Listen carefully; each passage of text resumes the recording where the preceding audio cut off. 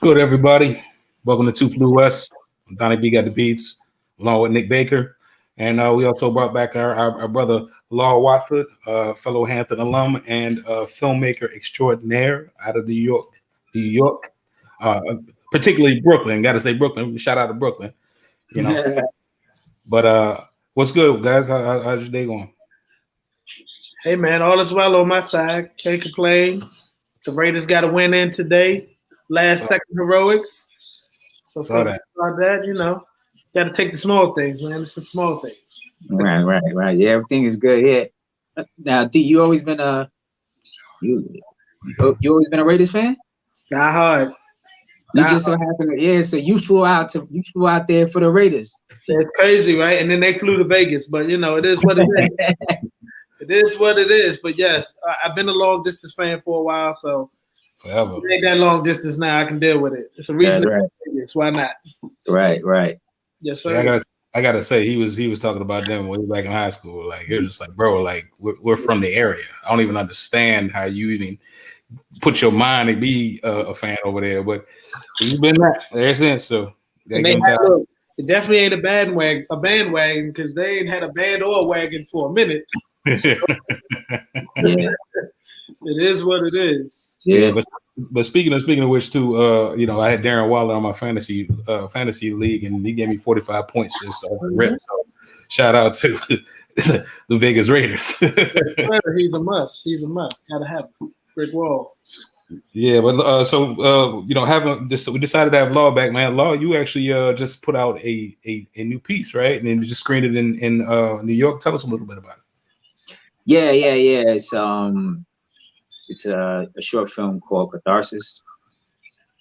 So, you know, coming off of Flip, you know, it's another piece that kind of touches on the same area, you know, that social justice, you know, issue of sort of the issue of police brutality, but not so much about the police, but about the justice system that, you know, protect police when they do, you know, commit those acts, and trying to shine light on that, you know, particularly, you know, given the attention around Daniel Cameron and Breonna Taylor, you know, right. Focusing light on that kind of situation.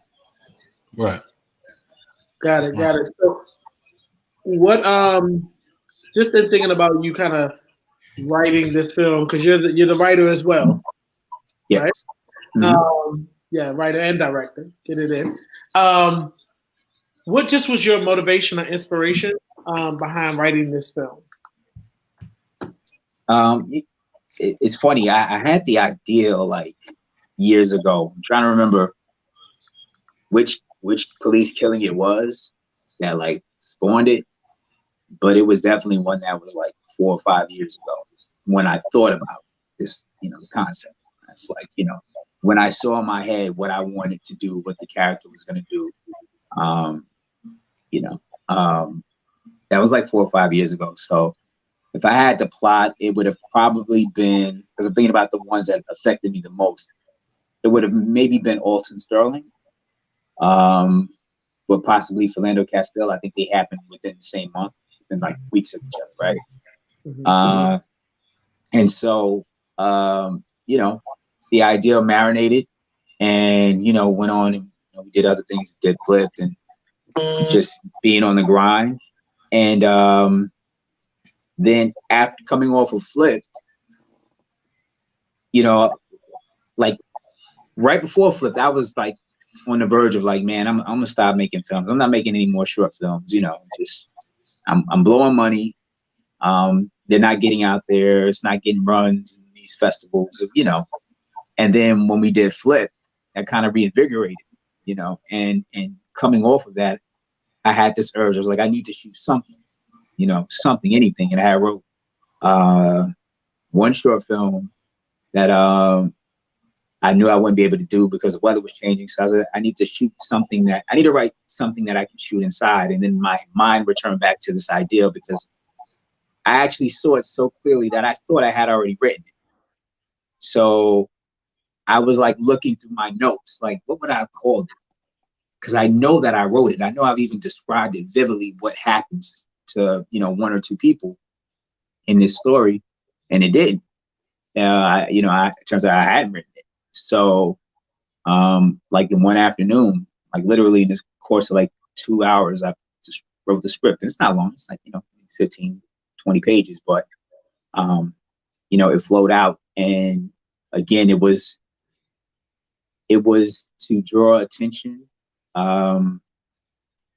to, again, the thing that was just kind of like fueling me from an anger perspective, which was the police brutality. But the irony of it now, because for example, at the screening yesterday, people wonder, when did you write it? Like, did you write it in response to George Floyd and Breonna Taylor? And like, no, I wrote this in, early 2019, not early, like, no, fall of 2019. And we shot it like almost exactly a year ago. This was pre Breonna Taylor, pre George Floyd. And then it kind of landed right in terms of it being relevant, unfortunately. Yeah, I mean, that makes me think of this like follow-up question with you saying like you kind of came up with the concept a few years ago. It came back to you. You flushed out the actual script. Like with that kind of revelation or reflection, like what does that make you think? Like, how does that make you feel when it's like the span of time that has happened and it's still just as relevant, or if not more relevant? It's funny, not funny actually, but I watched old Richard Pryor stand-up last night, and I think I want to say it was 79, maybe. I think I know what you're talking about. Skit you're talking about. Yeah, and one of his jokes was talking about like, the cops out here, and I had a gun. I put my Magnum down because they got Magnums too, and they be shooting niggas. You know what I'm saying? Yeah. It's what it is. Put it out. Got to put that. Can't tarnish what he said. That's what he said. But it's like just to think like 79. You said around maybe 2017 it was in your head. 2019 you write it out. You shoot it. Like it's the same thing. What are your thoughts and feelings when you think about that? I mean, it's funny because at this point, I know that it's not going to stop based on status quo. And I think I knew that even then, that it's not going to stop based on status quo. And, oddly enough, it's weird. I would say about 3 or 4 years ago, I was out in LA that time. I was hanging with you, Donnie. That was around the time Nick got married. So I was out in LA, your neck of the woods, and I went to this one producer and had a meeting, which was hard to get, so I'm blessed I've had it. And I had pitched an idea where the plot was police murder XYZ dude, and somebody takes revenge, right? And I had pitched it, and the person I was meeting was like, "Oh yeah, that's a really good idea. You need to write that. Like that's something that I'm interested in." And I remember coming back to New York and starting to write it. And literally 2 weeks after that, that's when the two NYPD officers were assassinated sitting in their vehicle, right? And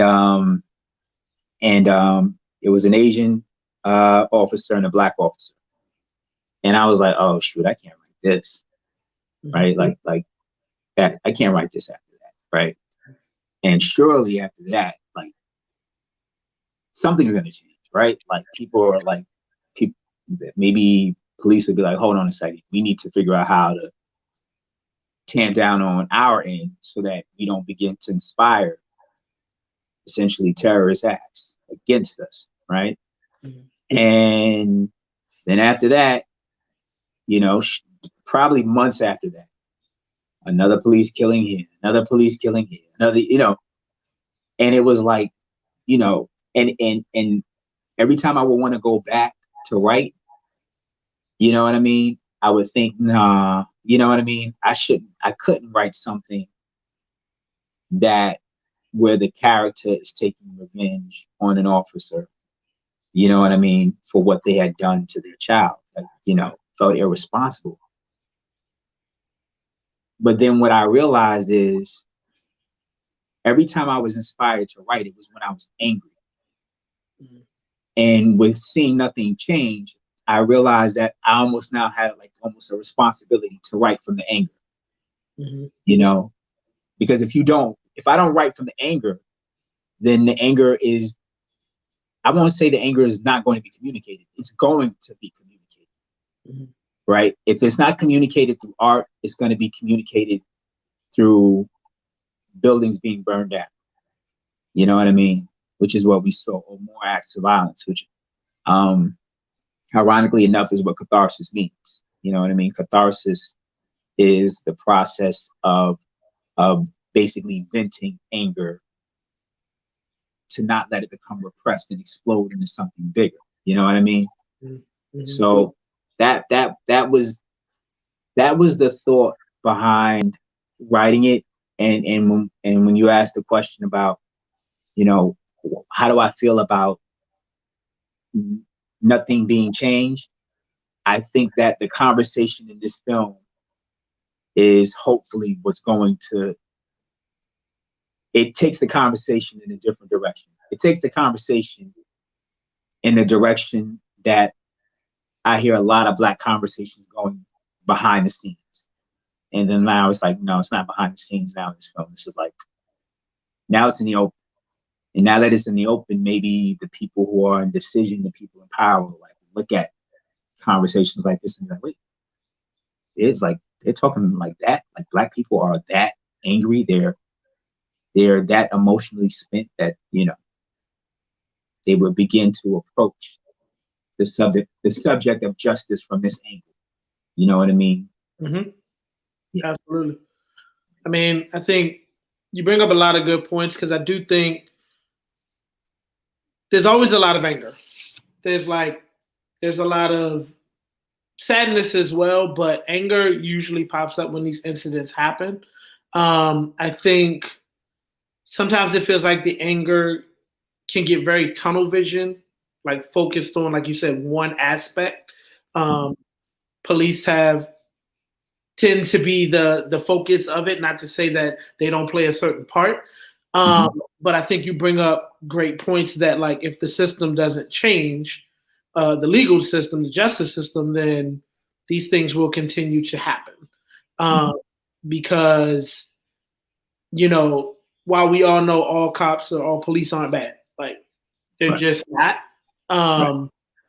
You're dealing with people, you know, who put on a uniform, who have the job, who start to get that confidence that I can do whatever the hell I want to because I'm protected.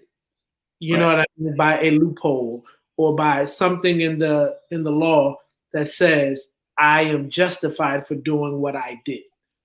You know what I mean? And I think that's, to me, the biggest, like you said, I think difference that I'm seeing at least some signs of is that the anger is being focused in more areas, and like people are starting to realize like it's, you know, if we can sit here and say like from 79 with Pryor talking about it to 2000, almost the end of 2020, it's still happening.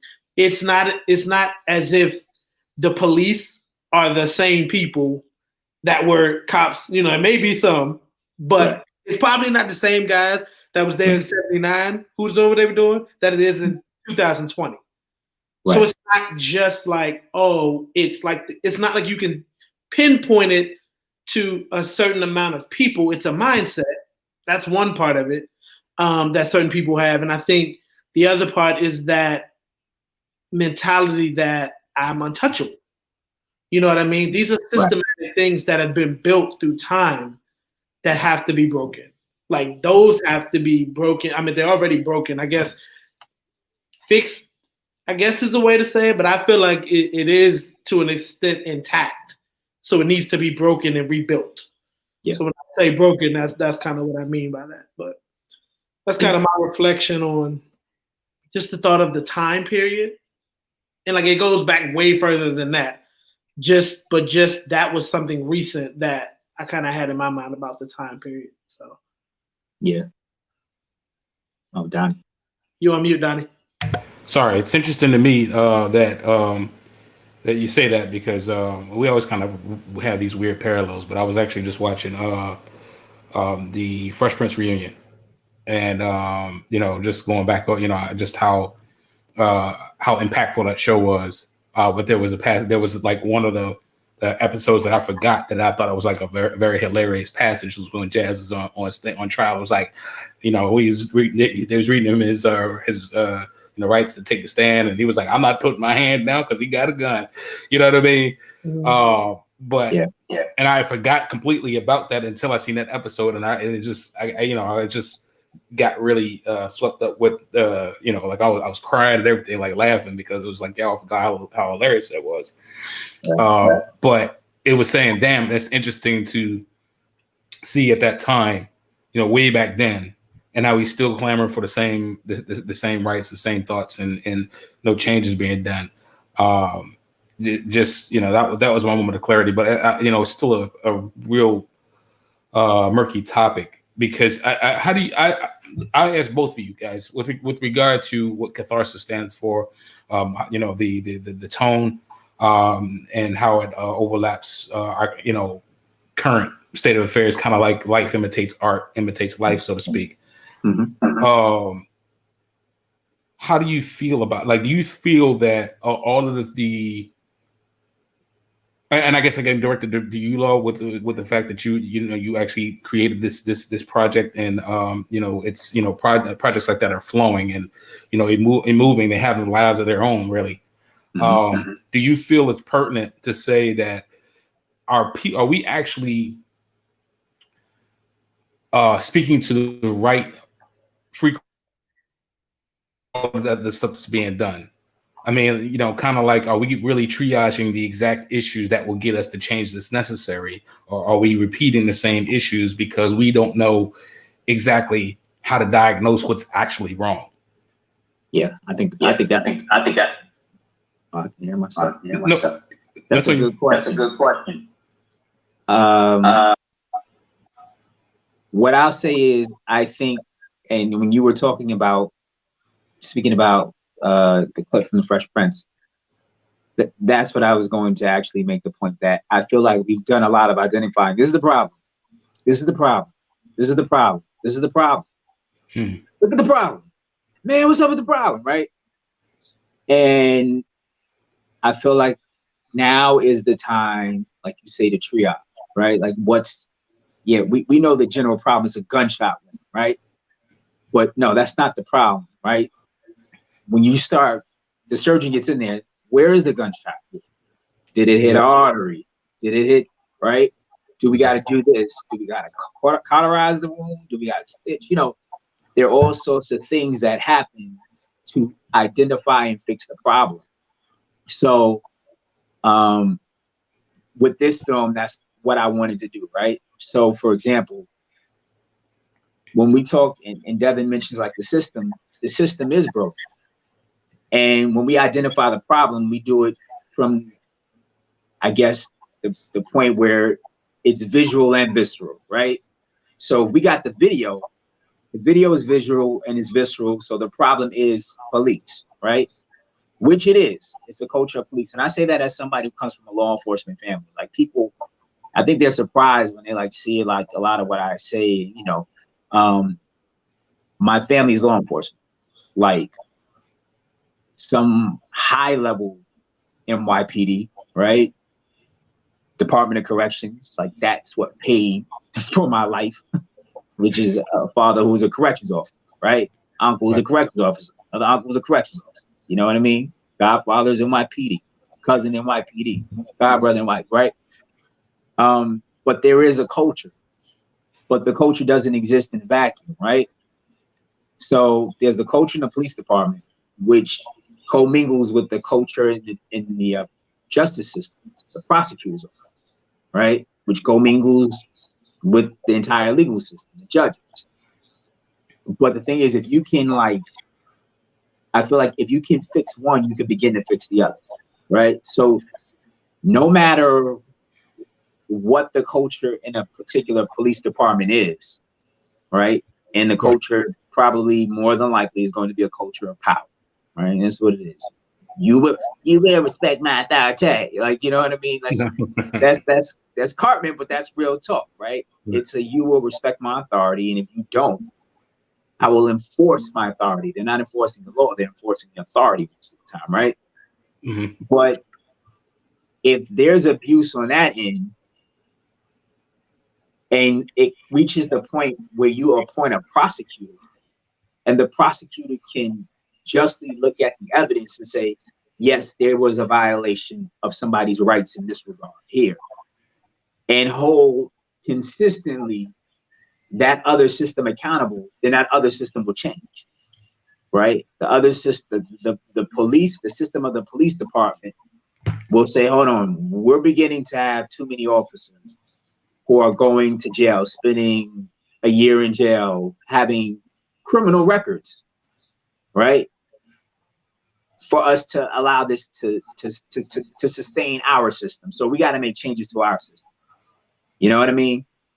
And that's pretty much where Catharsis was landing. It was like, okay, I wanted to move from police to what is the system of politics within the prosecutor's office. And we know what it is. Prosecutors are ambitious. Prosecutors work out deals, unwritten deals and agreements with police departments, right? Where they will go easy on their officers, right? Why? Well, because officers will hinder your prosecutorial record if they don't like you, right? So you need them to testify, we're a little fuzzy on that one. You know what I mean? And they will withhold, those police will withhold their responsibility out of vengeance to you, but they'll do it in cases where we probably do want that prosecutor to act, where the prosecutor is acting accordingly. You got some drug dealer who's violating a RICO law, you know what I mean? Mm-hmm. And there's real talk there, like, we don't want that dude up in the projects, right? We don't want him in our neighborhood, right? Like, really, we don't. But police have demonstrated that, like, okay, well, if you don't want him in your neighborhood, if you need us to come and to help your prosecution, then we're going to need you to back off of some of these cases. We definitely going to need for you to be on our side when these things come up. So what do? They play ball. Not only that, in cases of like big cities like, New York, Boston, Chicago, you can't win without the police. Well, you can, but it's difficult to win without police union support. The police union in New York is vicious. You know what I mean? Lynch is the name of the dude who's over, the police union, and he is political. He's a political animal, and in the most visceral way, the way that seizes the attention of people like Donald Trump. You know what I mean? And they have a lot of money to put funding into campaigns against you as a prosecutor, you want to run for attorney general, all these things. It's not just like, mayor, let alone mayor. You know what I mean? Not only that, they can easily draw in the attention of the press. So they don't even need to spend money to damage your career. They'll go ahead and just turn their back on you publicly as a unit. And that reverberates. So you find like a lot of these prosecutors are working out deals to protect bad police. And that's a system that's something we have to eliminate. I mean, and side note, going above that, above even like the prosecutors, when we start talking about federal government and state governments, to me, there's basic laws, right? And I kind of used to, tag Bernie's campaign, and I know Bernie's my boy. Like, is it beyond the pale for anyone to push for federal legislation that makes it a federal crime for anybody serving in a law enforcement capacity in any jurisdiction in America to lie or falsify a police report? Mandatory minimum 3 years, right? Well, why would that be important? Well, number one, it allows federal investigators to be able to more directly involve themselves in these cases, right? On local levels. It also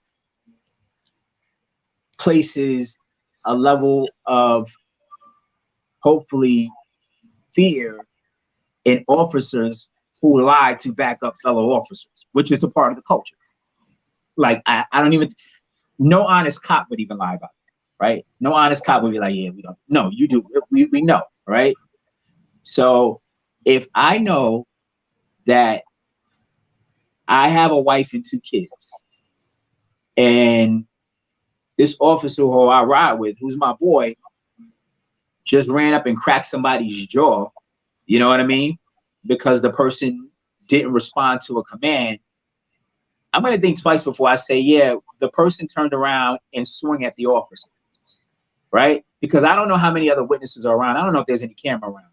And if that video comes out and I put my name on that police report saying that this person swung at you before you assaulted them, and I could potentially land up with 3 years in jail, and my wife is, nah, I can't do that.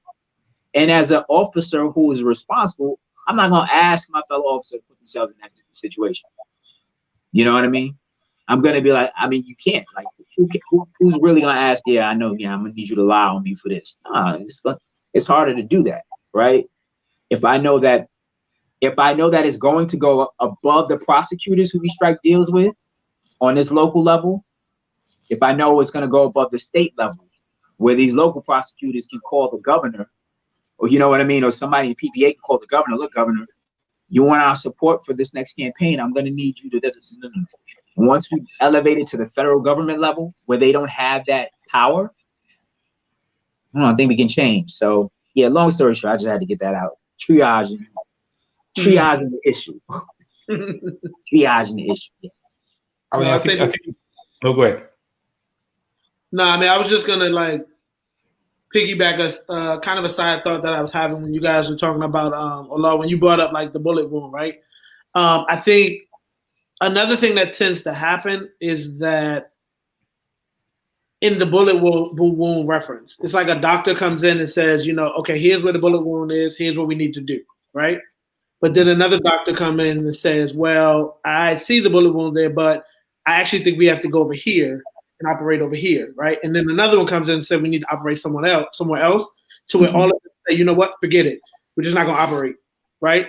Until the victim comes in and they do the same thing again. I feel like that tends to happen because there are people who are like, well, we need to riot. Well, we need to go after police. Well, we need to go after the system. Well, the system doesn't make sense to go after because it's already corrupt. We can't fix the corrupt system. Like, we need to start over. We need to start our own system. But the funky thing that happens is that, which is the crazy trick bag, is that everyone who has their own version of what should happen starts to battle each other, Mhm. That's and it. then nothing gets done. So you Right. just end up like having like 3 doctors in over this bullet wound arguing about what they should do, Mhm. and they just walk away until the next Yeah. victim comes in. And I think that's been a big part of it. I think there's a place where every piece of this has a place. Like realistically, like I think, you know, we've had this conversation before where there are people in their life right now that, you know, doing a protest, and I'm not even saying like a riot, like doing a protest is where they feel their voice can be heard the most, right? Mhm. And necessary, right? Those people who may get to that riot place, right? They're venting anger in a way to try to make it be seen, right? Mhm. And that's what they feel is their most powerful thing to do. Are there people who take advantage? Of course. I think anything that happens in life, there's going to be those people who come and don't really want to make a point at all. They just want to take advantage of the situation. It happens, right? I think there are people going after the system and trying to make systemic change. And that's where they are. And that's how they feel they can make their most powerful move. But they may not be in the street protesting, right? But I don't think the protesters should attack the person going after the system. Like, but I ain't see you in the street protesting. Right. Or Yeah. like, you know, Dave Chappelle was talking about it in one of his stand-ups where he was like, everybody's like looking for me to say something. He's like, what the hell am I supposed to say? Like, I'm sitting back like watching this shit just like everybody else. And he made a comment to it, and like he knows he's like, I speak the truth to people, but at the same time, that's not what people necessarily want to hear right now. Like, you know what I mean? And I think he made a good point in that. And I think everybody just it has to work harmoniously together at this, like most of the times at the same time. Everybody's gonna have a piece that they're after, you know what I mean? And I think yes, we can organize better. I think there can be, you know, better ways to bring it all together in some ways. But the attack that starts to happen, just fighting each other, I think that becomes a big crutch to change happening. And then you have people in the system just sitting back watching, like, oh, all right, we're good. Don't worry about it. They're fighting again. They're back out there. We're good. No worries. Let's try it again. So yeah, it's a good point. I mean, like, I think we have a system, like you say, right? Like that's a system, and I think these systems are watching each other, and I think our system watches their system, and we're reactionary, right, for the most part, and their system watches us, and they're non-reactionary, because history is said, you know, we have the tools to always stay a step ahead, right? They want to march, let them march. Let them march. How long can they march? They have jobs. Now it's like, hold on, people don't have jobs. They're still marching. Then we'll riot. And I think, honestly, the rioting, I feel like it's weird. I feel like the rioting, because people are like, oh, you know, march, don't riot. I think the riots actually were the main driver of change. I don't think people are like, oh no, we didn't need the riots. It was just the mere video of, you know, a man with his knee on another man's neck for 9 seconds while the person called for his mother. That was enough. Bullshit. That wasn't enough. What was enough was that, the awe of that, as if the awe of Philando Castile wasn't enough, right? As if the awe of Tamir Rice isn't enough. It was the awe of that, coupled with the shocking awe of, wait a second, this burning is happening a lot quicker. Like the violent reaction is it's almost like, you know, with wildfires, right? You know what I mean?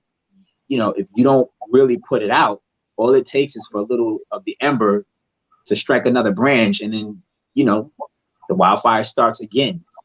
And I think that that's what's happening. You know what I mean? It's a very sensitive topic for the residents of California. I just want you to know. Yeah. I think you guys would like kind of understand, like, right? Like that, but that's what it is. these things happen, and they're happening more frequently. And because it's not getting put out, because enough time isn't passing for everything to kind of settle, for the fire to really tamp down, it's sparking a lot quicker. And I think that in addition to all the video, in addition to the ways in which the harmony that you speak of started to happen, right? Once you had, young white people out there forming shields in front of Black people, and they had this as a policy, I think for the system that we're trying to change, I think that they were like, whoa, like, how do we respond to that? How do we respond to white women holding their hands, standing in between us and the Black people who we would normally crack over the head? You know what I mean? Mm-hmm.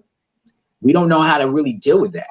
You know what I mean? And then how do we respond to buildings being burnt down and things like that, when the video is like, it ain't even really the Black people doing it.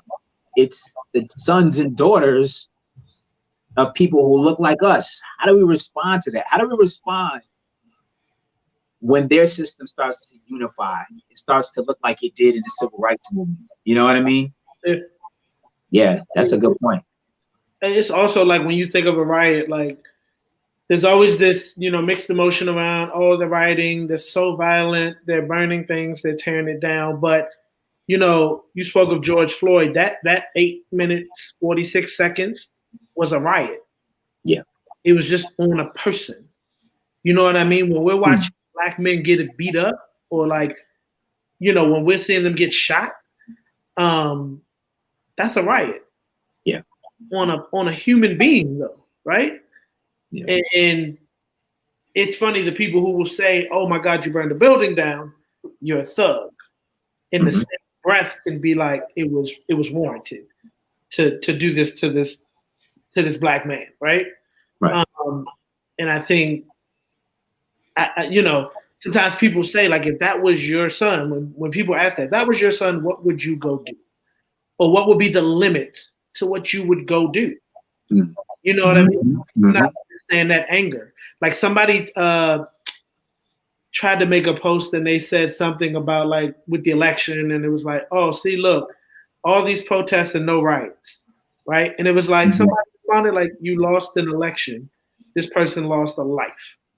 Right. Trying to compare. Right. Nah. Yeah. Nah. Let's not make it that simple. You know what I'm saying? So. But I think that has a lot to do with it, though. I mean, it still feeds back into the triage problem to me. Whereas I think that a lot of it is still, to me, it is a very unfortunate, and I'm sorry if I put myself out on Jump Street, but you guys know, hey, I kind of say some things how I say them. I mean, I think, obviously it's a very unfortunate situation for the people that's involved in any of those encounters, because it could be any one of us over anything. You fail to stop at a stop sign. Well, I didn't see it. It was like shaded, or it was trees in front of it. Oh, well, get out the car. And then next, it escalates, right? But I think the biggest part of the injustice is not the fact that it happened. It's all of the corruption that goes after the overall issue. Like, if it was treated as such, as a person is equal to that thereof, to the masses, then it would be like, I think, more not understanding, because you can never understand the loss of a life for no reason, especially if it's a unjust reason. But it's something more. It's something more of at least to let you know that this person exists. That person's rights was taken into consideration during the endeavor. Whereas you're not going to, excuse the expression, piss on my head and tell me it's raining. You're not about to just, put this knee on his neck. This person is saying he can't breathe, out of multiple scenarios and situations.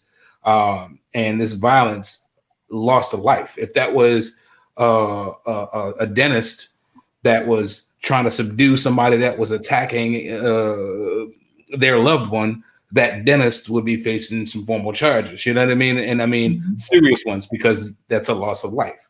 You know what I mean? But because you are a police officer, you're an arm of the government. You know, you don't want the government to look in disarray, or, you know, we don't have, you know what I mean, for a greater look to me. And I think that's the biggest thing as far as when we talk about these injustices. We're talking about, like you said, the looting and the rioting and all of the stuff that goes on. I mean, yeah, I mean, it's very appeasing in some ways to feel like, excuse me, justice is being done because I get to act out and flip cars over. You know what I'm saying? The same as if the LA Rams win the Super Bowl, like, you know, I flip over cars or whatever, you know, chaos, anarchy. But in the grand scheme of things, it doesn't do anything without a plan.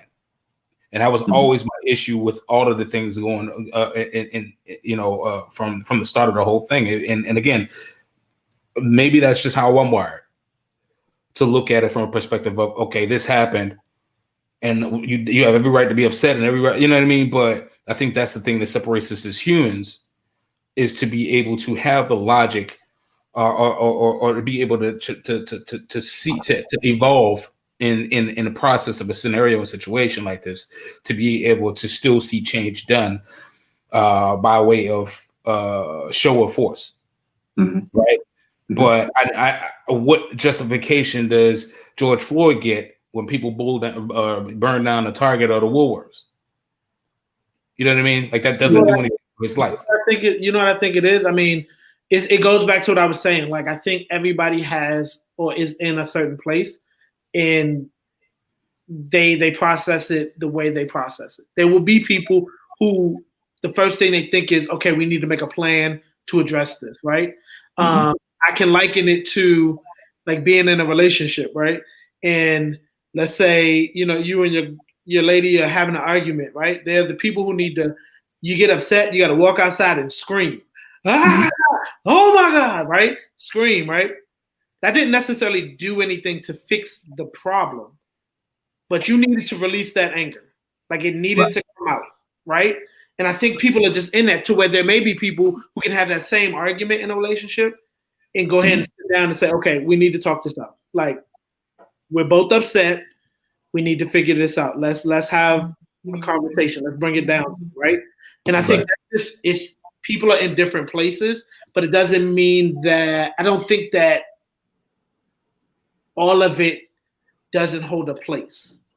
Like, I think I don't know, there's a place in my mind that if it didn't boil over the way it's boiled over, it could be easily overlooked. Yeah. It could be like, oh, well, you know, not a big deal. You know, it happened. People are upset, but they're not that upset. It's cool. They're not, you know, they're not out there showing us they're upset, whatever. It's cool. You know what I mean?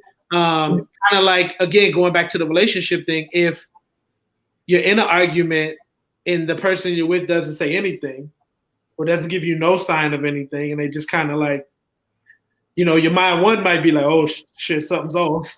If they don't say anything, or you may be like, okay, well, you ain't said nothing, so we good. We moving forward. And then they come back 2 weeks later and say something. It's like, wait a minute, you didn't say anything. I thought we was good. Right. You know what I mean? Like, I think it all holds a place. Yeah. I mean, I tend to agree with. Go ahead. Oh, no, I was just gonna say I tend to agree with that too. I think you know, the squeaky wheel gets the oil, right? And I think, you know, that's a real rudimentary way to describe a reality, right? We tend to have to squeak a lot louder as marginalized people, as poorer people, to get the oil. You know what I mean? Like, we got to damn near, like, you know, fall the wheel. We have to fall off the car before we get the oil. You know what I mean? So, and I also believe that there was more of a method to the madness. Like, people like, you know, yeah, well, why would you burn down? And that said, let me just say this. The looting pisses me off, because the looting reinforces their justification for killing us anyway, right? So the looting angers me, you know what I mean? Because it trivializes the rioting. The rioting doesn't disturb me. The looting disturbs me. So if you burn down, for example, a Target, not that I'm publicly advocating for burning down, I'm just saying what didn't bother me as much as other things, right?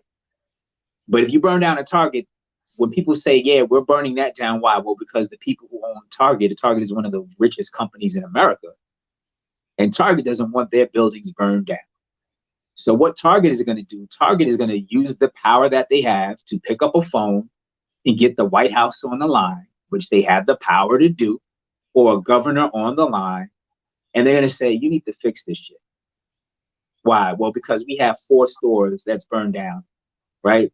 That's $20 million in merchandise. That's $20 million in repairs. You're going to need to fix this. And as a result, you know what's going to happen? We're going to ban chokeholds. We're going to really enforce the ban on this chokehold. We're going to do away with no-knock warrants, right? We're going to do things that we can't do, which, again, that's literally what Governor Northam in Virginia just did. What was that, a couple weeks ago? They banned, side note, Governor Northam, who was in blackface, who we were about to cancel, you know what I mean? Mm-hmm. He banned no-knock warrants. You know what I mean? I think he might have banned chokeholds. You know, so I think there's a method to the madness, but there is, you know, something that Devin mentioned. It was something that he mentioned about like as a people, and this comment kind of came up in the screening yesterday afterwards. One of the people who attended actually reminded me of a post that I had posted back in May, and I couldn't remember the post because, you know, I'm always posting shit about police violence, and because it's, you know, it's a topic that's sensitive to me, right? And mind you, it's a topic that I want to fix for everybody involved.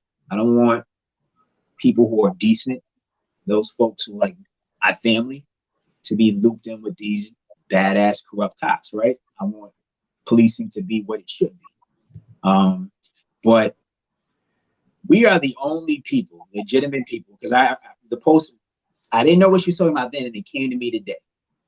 And she was talking about, I can't remember exactly the video because there's so many damn videos, but it was a video of an officer probably beating or assaulting somebody in front of their parent. You know what I mean? And I literally, you know, put out there that Black people are literally the only people who have to spend time in advance negotiating whether or not they would kill an officer to protect their son in this situation or their daughter. Like literally, these are things that literally go through the minds of Black people. Like I'm watching that. What would I do in that situation? I'm watching this officer like beat this kid. If that's my kid, do I die? Like what decision? Do we both get killed? You know what I mean? Do I jump? Do I pull him off my son while my son is screaming, I can't breathe, I can't breathe? We are literally the only people in America who consistently have to think. Think about that. Nobody else has to make that calculation. And it's so potent. And that's one of the things that, you know, going back to the film, that's one of the points of the film. Like at a certain point, you may run into somebody, because a lot of folks be like, yo, if that was me, yo, you gonna put me in the jail. Yo, if that is me, just kill me. You gonna have to kill me. Yeah. And part of the film is like, I don't think anybody knows what you'll do in that situation. Mm-hmm. I don't think any of us really realize what it means to have that level of fear and that level of powerlessness. You know what I mean? To a degree that you would allow your son or daughter to potentially die in front of your face. You know what I mean? And to know that, and to not even know, like, even if I intervene and I die, they may still kill, you know, my child. Like I've had conversations, and part of it is with the catharsis is how long are these conversations before they become things that seep into the minds and the zeitgeist of the people having the conversations. And before those things become no longer conversations, they become acts. You know what I mean? Like I literally have this thing right here, right? I'm gonna read this thing. You know, it's only $5 on Amazon, right? But you guys know, watch your thoughts before they become words. Watch your words before they become actions. Watch your actions before they become habits. Watch your habits before they become character. Watch your character before it becomes destiny. But if we focus on the first two, watch your thoughts. What the police, what government, what white America is not considering is these thoughts are here. And these thoughts will become words. And now the words are here because I'm hearing this in conversation. Yeah. And the words are going to become action. And then when the words become action, all hell breaks loose. Nobody benefits. Nobody benefits when that level of fear and anger turns into violence, because the police more than likely are going to respond even more violently, more recklessly, which is going to do what? Create this loop. So what becomes the eventuality? Terrorism? You know what I mean? Like what does it become? Is it more rioting? Is it burning?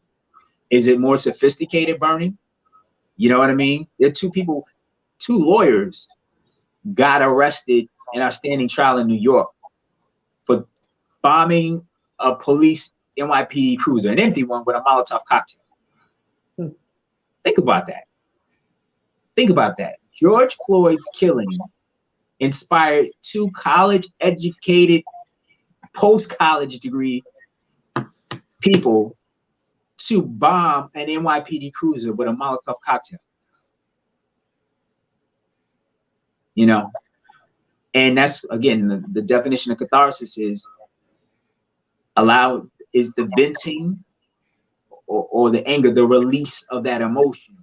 Mm-hmm. Because if you don't, something even more volatile happens. You know what I mean? Almost like a pressure cooker, steam, you know, boil it at it's the and you hear that whistle going on in the movies, and they're like trying to turn it off for it blow. Yeah, that's just real life. It's human nature. You know what I mean? And nobody's safe. Nobody benefits from that. Well, that's good. Definitely interesting. We have the trailer for Catharsis. Definitely want to show that. So anything that you want to say, shout outs to the crew, anything like that, and just introduce Catharsis. Thank you. First of all, I want to thank you, brothers, on this wonderful podcast. Brilliant podcast. I still love the name, concept. Because two brothers who did fly from the DC, Maryland, DMV area to the West Coast and doing y'all thing there. I appreciate that. Shout outs to the crew. It was a small crew. Shout outs to the cast. Genia Leah Morgan, Bobby DeJesus, Asis Barrigios, Jamie Ragusa, Richard Lowenberg.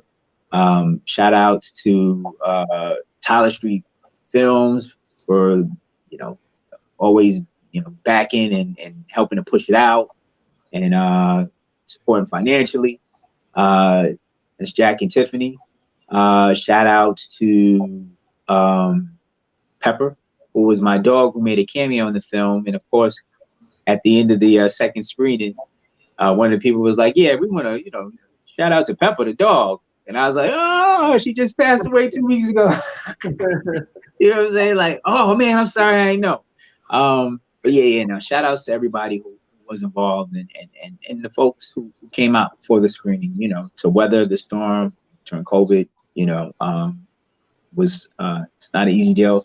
And lastly, just to shout out the Stewart Cinema and Cafe in Greenpoint, Brooklyn, and Emmeline Stewart, who's the owner, who created this venue, which allows independent filmmakers to be able to literally have a real screening of your film without having to have Netflix money to do so. So I know I'm long-winded. No, it's all good, bro. It's all good. It's your time. But without further ado, here we go. The DA feeling his hands are tied and not being able to charge the officers involved in a pair of deadly police shootings. The district attorney announced today that his office would not be prosecuting the police officers, saying the shooting was justified. County DA says police officers were justified. It's justified. Justified in shooting and killing a 15-year-old. Listen! It's a kid, just a kid! It's just a kid!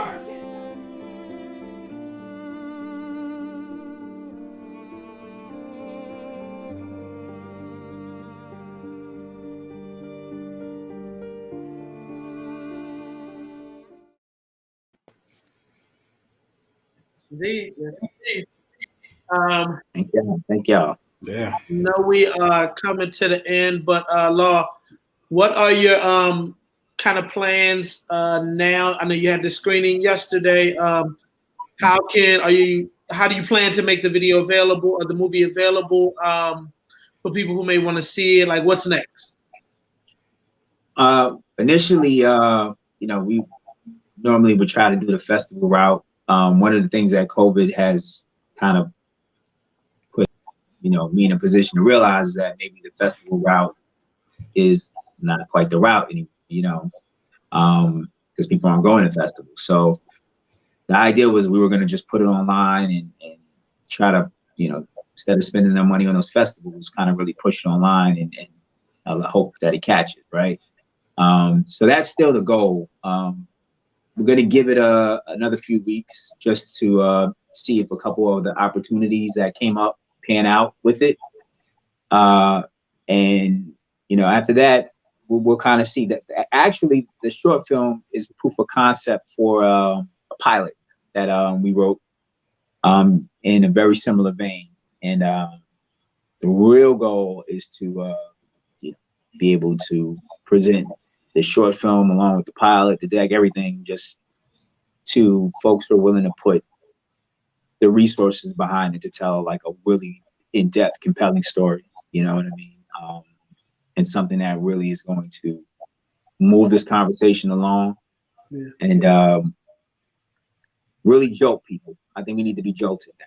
I think we need more shock and awe, because I think the shock is what works. Anything that doesn't shock you, unfortunately, anything that doesn't shock you in this current climate we're in, this sensationalized climate, tends to just, be like just whistling in the wind. You know what I mean? It just fades away. So hopefully we'll create something that's shocking and that shock will inspire change. Definitely. I for one am excited to know that you did this. I mean, I know how hard you work and push on a day-to-day basis to make these projects come to life. So I'm definitely thrilled and happy for you. I expect that once the promotion, when you get the everything together, the promotion and stuff like that, and I mean it's sky's the limit. Same thing with Flipped. I mean both concepts are ridiculously clever and definitely relevant socially. So I see nothing but a high ceiling, if at all. Thank you. Shout out again to Tyler Street Film, Divine Right Pictures, Law, yourself. Like, definitely appreciate your courageous conversations, your the courage you show in your art. You know what I mean? Like, definitely continue to do that. It's needed, and I think it will help bring the jolt that you stated is necessary in the times we're in. Super excited to see what comes next with Catharsis. Definitely everybody be on the lookout for it. And like you said, in the next few weeks, he said it here first. So we looking forward. We're going to keep our eyes open. Definitely Two Flu West is a supporter and fan. Love y'all. Yes, indeed. We'll run a commercial. We can run the commercials on here. Let us know. We need sponsorship. We need sponsorship on here. Sponsored by Dixie Cup. There it is. I think we've been doing the whole time. There it is. Hashtag Dixie Cup. Let's get it. Yeah. So again, you have any other further shouts out, Law, or anybody that you want to specifically target right now? Nah. Nah, I feel like I should. When you ask somebody, I feel like you should have a shout out. You know who you got to shout out? Who you got to shout out? Shout out my wife. Want to shout out my wife? Got to do it. Want to shout out my wife, Angela Watford. You know, I mean, hey, look, the art don't pay the bills. I know that's right. The art don't. So yeah. Nah, having a ride or die who give you, somebody who gives you the freedom and the support to be able to kind of exercise that, and they see the end of the tunnel sometimes when you don't, So yeah, right. Thank you for saving my marriage. Hey, I think that's what all these Oscar marriages, they get up there. It was like Hillary Swank got up there and she was like, "Oh, I didn't think my husband." You trying to think him in the back room at the end, right? In the interview. No. Mm-hmm. Yeah, nah, you do that. Yes, indeed. Go. Yeah. Well, again, this is Donnie B GotDaBeats Nicholas Baker, and we got our brother Law on. Make sure you go and support Catharsis. It's a really dope project, and also too the Flip project as well. You can find out how to see both of those in the comment section below, or descriptions rather. Other than that, could I just shout out two things, Donnie? Yeah, there is actually something, brewing with Flip. There's some stuff going on there, so hopefully that'll come to fruition. And I wanted to make sure that I shout it out. The next Tyler Street project, which is led by Tiffany L. Burgess, who is one of the partners. Her film, Darling Nikki, which touches on mental health, which is and mental health in Black women.